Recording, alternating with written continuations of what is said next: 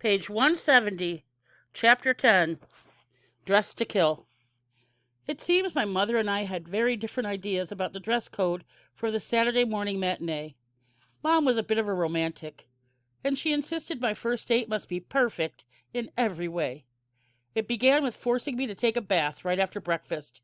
No son of mine is going to take a girl to the movies if he has dirt behind his ears and smells like an old farm dog. A Saturday morning bath. Now that was a surreal experience. When I came from the bathroom, instinct told me it was time to go to bed, and it was only 9 o'clock in the morning. My day was starting upside down, and it wasn't going to get any better. Now get up to your room and put your suit on. You don't really have much time, she ordered. Suit? What suit is she talking about? I'm going to a matinee, for Pete's sakes. Nobody wears a stupid Sunday school suit to a matinee. Suit? Is she nuts? Then she snapped. Get moving, I said. I knew all the begging and complaining would do no good, because Mom read a lot of love magazines, and once she set her mind to it, my whole morning would be covered in roses and chocolate candy. There they were, all laid out on my bed.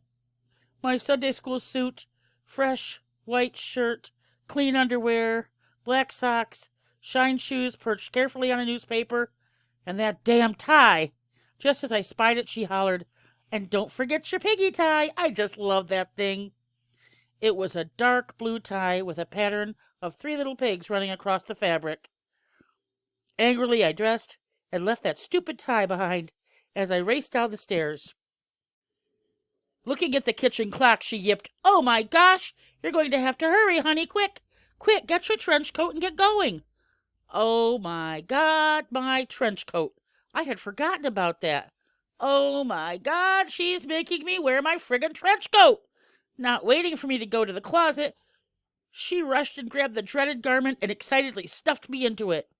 Holding me at arm's length, she swooned, Oh, you look so darn sweet. Then she noticed the missing tie.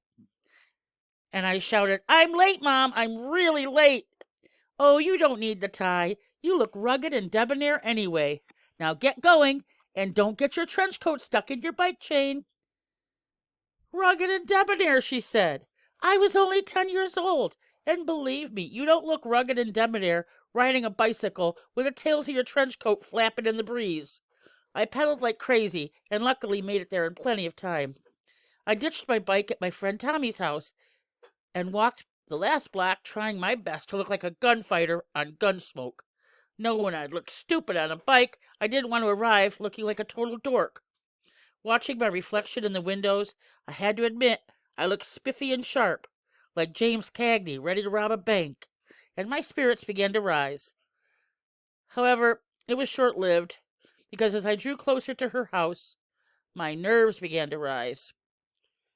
Then soon there I was, knocking on her door, as my heart raced, my ears rang, and a voice whispered, If you're going to run, you better do it now. Her mother opened the door and gushed, Oh my, look at you, the perfect little gentleman. I was too young to know about first impressions, but somehow I knew I had just made a point or two. Not knowing what to say, I stood there like an idiot, staring at her cleavage. Then I noticed she had a gold dolphin pinned on her blouse, and I couldn't stop looking at it.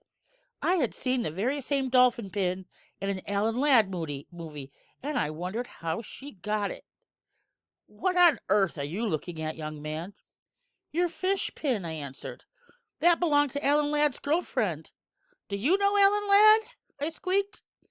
This seemed to throw her off a bit, and she stuttered, Darlene'll be here in a moment. You just wait right here. Moments later, I could hear them harshly whispering behind the door, and I was certain I had lost all my first impression points.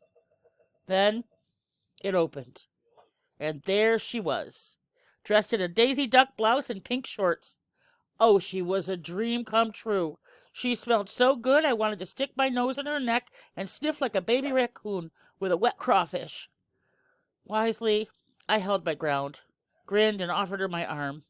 In moments, like good old Alan Ladd and his girlfriend, down the sidewalk we strolled.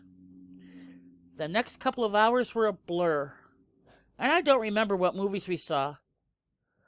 I only remember how delicious she smelled, and how she was really a girl.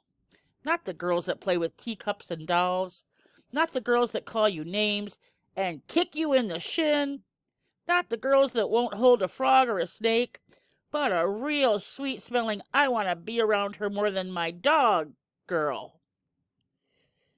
The only thing I could recall about the movies were I remember we laughed at the funny parts, and then when a little puppy got hit by a mail truck, Darlene jumped in her seat, and then a big tear rolled down her face. I took her hand in mine and held it the rest of the movie. Even when the second feature was on, I was still holding her like I would never let go. My hand was numb and sweaty, and my arm ached to beat the band, but she didn't seem to mind, and neither did I.